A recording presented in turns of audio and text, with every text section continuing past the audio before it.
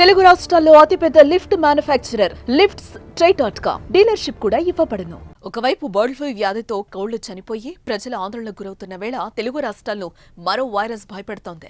ఇప్పటికే మహారాష్ట్రలో విలయతాండవం చేస్తున్న గులియన్ బారే సిండ్రోమ్ జీబీఎస్ వైరస్ చాప కింద నీరులా వ్యాప్తి చెందుతోంది. ఇటీవల తెలంగాణలో జీబీఎస్ వైరస్ సోకి సిద్దిపేటకు చెందిన ఓ మహిళ మృతి చెందగా తాజాగా ఏపీలో తొలి మరణం సంభవించింది. ఆదివారం గుంటూరు జీజీహెచ్లో చికిత్స పొందుతున్న కమలమ్మ అనే మహిళ మరణించింది.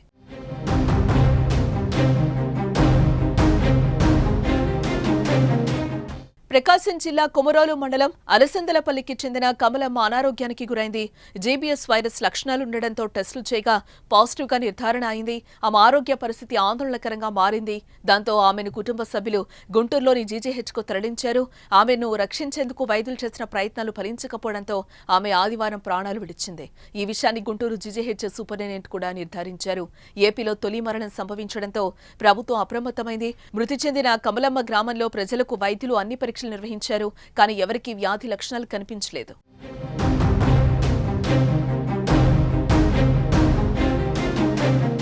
మరోవైపు ఈ వైరస్ కేసుల సంఖ్య పెరగడం కూడా తీవ్ర ఆందోళన కలిగిస్తోంది. జీజీహెచ్కు క్యూ కడుతున్నారు.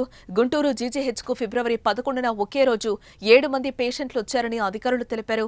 ప్రకాశం, పల్నాడు, ఏలూరు జిల్లాల నుంచి 4 బాధితులు, గుంటూరు పరిసర ప్రాంతాల నుంచి మరో 3 జీబీఎస్ పేషెంట్లు గుంటూరు జీజీహెచ్లో చేరారు. వీరిలో ఇంకా 2 వెంటిలేటర్ మీద చికిత్స పొందుతున్నట్లుగా తెలుస్తోంది. కాకినాడలోనూ జీబీఎస్ బారిన పడి 2 చికిత్స పొందుతున్నారు. జీజీహెచ్లో చేరిన 8 ఏళ్ల పాప ఈ సిండ్రోమ్ నుంచి కోలుకుని డిశ్చార్జ్ అయి వెళ్లిపోయినట్టు జీజీహెచ్ సూపరింటెండెంట్ రమణ యశస్వి తెలిపారు.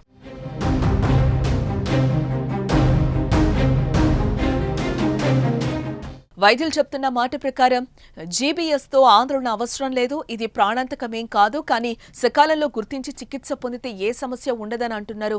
కలుషిత నీటి ద్వారా కలుషిత ఆహారం తీసుకున్న జీబీఎస్ బారిన పడే అవకాశం ఉంటుంది. నోరు వంకరపోవటం, నమలటం, మింగడం, మాట్లాడటంలో ఇబ్బంది కలగడం దీని లక్షణాలు. కాళ్ల నొప్పులు, చేతుల్లో తిమ్మిర్లు రావటం, మడమలు, మణికట్టు వంటి చోట్ల సూదులతో గుచ్చినట్లు అనిపిస్తుంది. వాంతులు, వికారం, తీవ్రమైన కడుపు నొప్పి, ఒక్కసారిగా నీరసంగా అనిపించడం, ముఖ కండరాల్లో కదలిక లేకపోవటం, కంటి చూపు అకస్మాత్తుగా తగ్గడం వంటి లక్షణాలు జీబీఎస్ వైరస్ సోకితే కనిపిస్తాయి. ఒకటేంటంటే జీబీ సిండ్రోమ్ అనేది కొత్త వ్యాధి కాదు. ఇది ఆల్రెడీ ఉన్న వ్యాధే.